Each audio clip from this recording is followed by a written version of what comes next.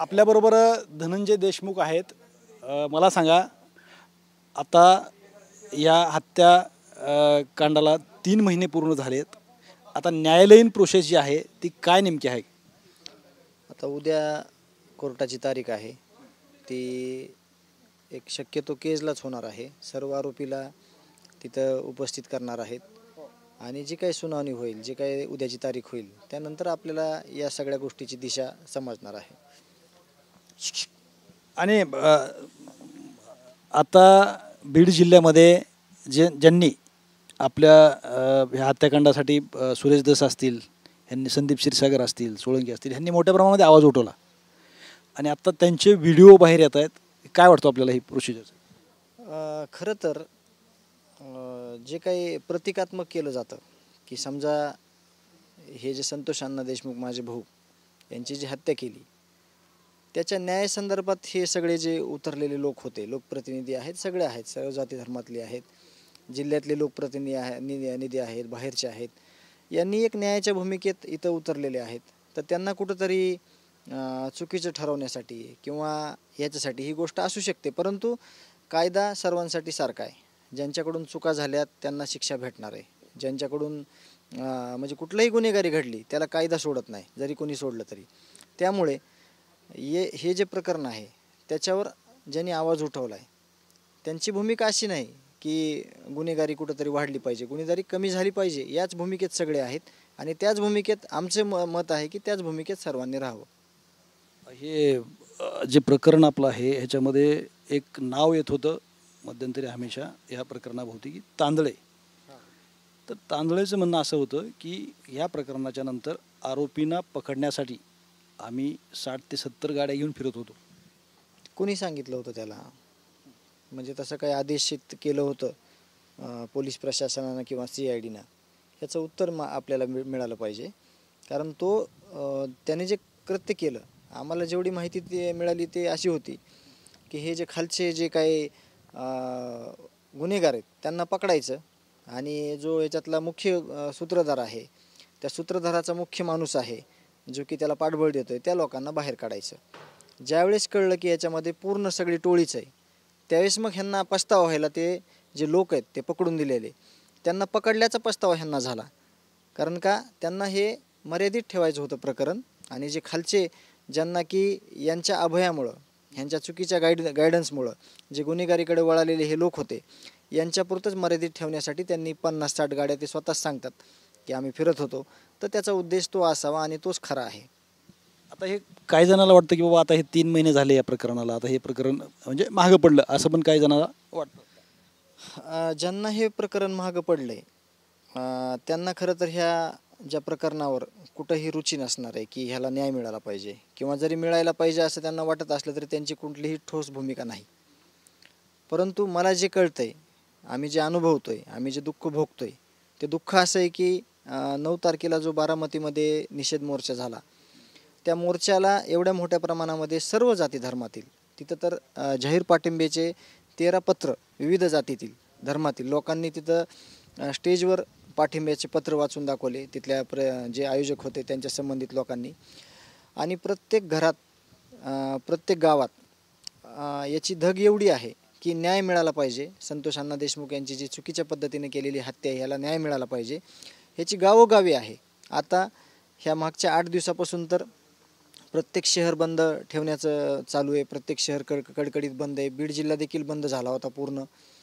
त्याच्यानंतर कॅन्डल मार्च चालू आहेत, निषेध मोर्चे चालू आहेत. आणि ज्याला कुणाला वाटतंय की हे प्रकरण मागं पडलं आहे, तर त्याच्याविषयी आपल्याला काही बोलणं चुकीचं आहे. कारण का जो माणूस आहे, ज्याला हृदय आहे, त्या माणसासाठी हे प्रकरण, किंवा माझं गाव आहे, किंवा ह्या सगळ्या प्रकरणामध्ये जे लोक आहेत पहिल्या दिवसापासून आत्तापर्यंत आणि पुढे बी राहणार आहेत, त्या लोकांसाठी 1 मिनिटही प्रकरण कधी मागं पडू शकत नाही. कारण का त्या लोकांनी, आमच्या गावानी, कुटुंबानी हे सगळं इतकं अनुभवलेलं आहे की हे कधीच न पचणारं दुःख आमच्या डोक्यावर आहे, ते कधीही मागं पडू शकत नाही. ह्या प्रकरणामध्ये सगळ्यांनी तुम्हाला साथ दिली, जे राजकीय असतील, तुमच्या जिल्ह्यातील प्रतिनिधी असतील, किंवा मनोज जरांगे पाटलासारखे एक प्रतिनिधी असतील. आत्ता कुठं म्हणजे सगळ्यांशी संवाद आहे तुमचा? आम्ही सगळ्यांना बोलतो. काही पाठपुरावा राहिलेला आहे का, काही कागदपत्र जमा करायची राहिलेली आहेत का, आम्ही सगळ्यांसोबत कॉन्टॅक्ट करतो किंवा ते लोक आम्हाला कॉन्टॅक्ट करतात. म्हणजे कुठल्याही क्षणाला आम्हाला हाक मारा म्हणतात हे सगळे लोक, जे की लोक या प्रकरणामध्ये न्यायाच्या भूमिकेत आहेत. आणि ते सगळे लोक आमच्या संपर्कात आहेत, प्रत्यक्ष आहेत, अप्रत्यक्ष आहेत. आणि आम्ही कुठलीही गोष्ट त्यांना मांडली तर त्याचा पाठपुरावा देखील ते तितक्याच ह्यानं करतात. मनोज जरांगे पाटलाशी काय बोलणं झालं असं तुमचं?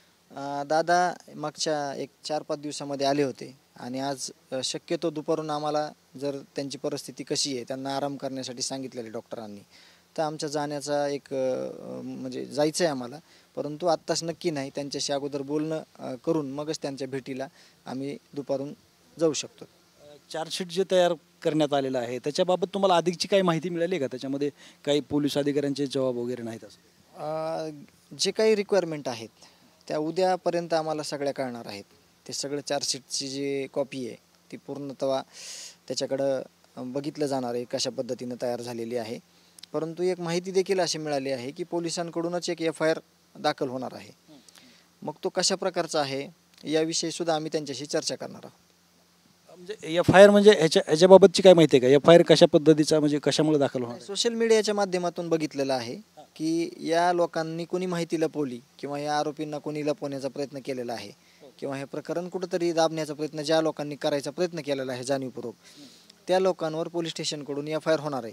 ही गोष्ट आपल्या सोशल मीडियाच्या माध्यमातून आम्ही ऐकली आणि ती जाणण्याचा प्रयत्न आम्ही SP साहेब किंवा PI साहेब यांच्याकडून माहिती करून घेणार आहोत. 3 महिने झालं एक आरोपी सापडत नाही. नाही, तो सराईत गुन्हेगार आहे आणि त्याची जिम्मेदारी जी काही यंत्रणा आहे, जी काही तपास यंत्रणा आहे, त्या तपास यंत्रणेलाच हा प्रश्न विचारावा लागणार आहे किंवा त्याविषयी आपल्याला काहीतरी भूमिका मांडावं लागणार आहे, घ्यावा लागणार आहे. या संदर्भात पुढील त्याची काय दिशा आहे, तो कधी शोधणार आहे, त्याच्याकडे काय पुरावे आहेत, तो पुरावे नष्ट केल्यावर त्याची जिम्मेदारी कोण घेणार, अशा विविध गोष्टी आहेत त्या आम्ही त्यांच्याशी चर्चा करणार आहोत. आता 12 तारीख जी आहे ती केजलाच होणार आहे. काय अपेक्षा आहेत तुमच्या न्यायालयाकडून? नाही, न्यायालयाकडून आम्हाला जे न्यायालय आहे, जे न्यायदेवता आहे, तिने आम्हाला जे आमची पीडित कुटुंब आहे, देशमुख कुटुंबीय गाव, त्यांना न्याय द्यावा. ह्याचे सगळे पुरावे वगैरे सगळ्या गोष्टी समोर आलेल्या आहे, त्यांची गुन्हेगारी समोर आलेली आहे. आम्हाला न्यायालयाकडून न्यायाव्यतिरिक्त दुसरी अपेक्षा नाही. आम्हाला न्याय दिला पाहिजे. या सगळ्या आरोपींना फाशीला लटकवलं पाहिजे. आत्तापर्यंत जी सगळी प्रोसेस झाली आहे कायदेशीर, सगळी झालेली प्रोसेस, याच्याबाबत तुम्हाला समाधान वाटतं का? ह्याच्यात रिझल्ट काय येणार आहे पुढच्या काळामध्ये? रिझल्ट तर येणार आहे की ह्यांना फाशीच होणार आहे, परंतु त्यावेळेस मग आपलं समाधान आपण व्यक्त करू शकतो की ज्या लोकांनी हे चुकीचं कृत्य केलं आहे त्या लोकांना त्या चुकीच्या कृत्याची शिक्षा म्हणून फाशी झाली की त्या दिवशी आपल्याला कळणार आहे की न्यायदेवता हे सगळं यंत्रणा या अन्यायाच्या विरोधात आणि न्यायाच्या भूमिकेत कशा म्हणजे आहेत ह्याविषयी आपल्याला त्यावेळी करणार आहे.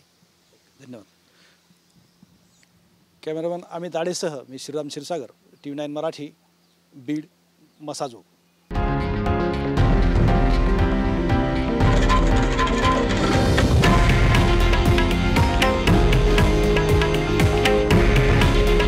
हे आहे देशातील नंबर 1 न्यूज नेटवर्क आणि आपण पाहत आहात TV9 मराठी.